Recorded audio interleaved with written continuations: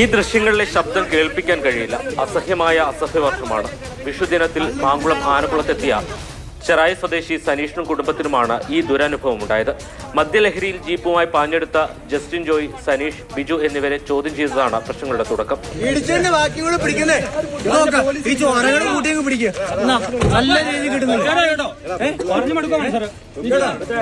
മണിക്കൂറുകൾ പ്രതികൾ അക്രമാസക്തരായി തുടർന്നു. വിനോദസഞ്ചാരികളെ തടയാൻ ഇവർ സഞ്ചരിച്ചിരുന്ന ജീപ്പ് റോഡിന് കുറുകെ നിർത്തി.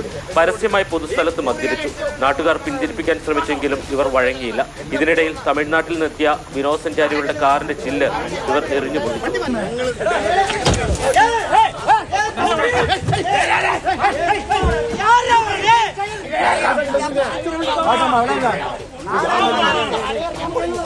വൈകിയാണ് പോലീസ് എത്തിയത്. പോലീസ് എത്തിയപ്പോഴും ഇവർ അസഭ്യവർഷം തുടർന്നു. ഇവരെ ചോദ്യം ചെയ്ത നാട്ടുകാരിലൊരാളെ പ്രതികളിലൊരാളായ സനീഷ് ആക്രമിക്കുന്നത് പോലീസിന്റെ സാന്നിധ്യത്തിലാണ്.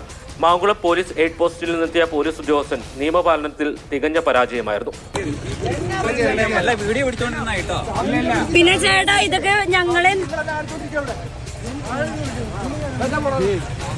നിതീഷും കുടുംബവും പോലീസിൽ പരാതി നൽകിയെങ്കിലും ആദ്യം കേസ് ഒത്തുതീർപ്പാക്കാനാണ് ശ്രമിച്ചത്.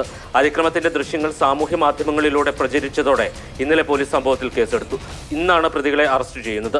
മൂന്നാർ SI ശിവപ്രസാദിന്റെ നേതൃത്വത്തിലുള്ള സംഘം ഇവർ സഞ്ചരിച്ച വാഹനവും കസ്റ്റഡിയിലെടുത്തിട്ടുണ്ട്. മാതൃഭൂമി ന്യൂസ്, ഇടുക്കി.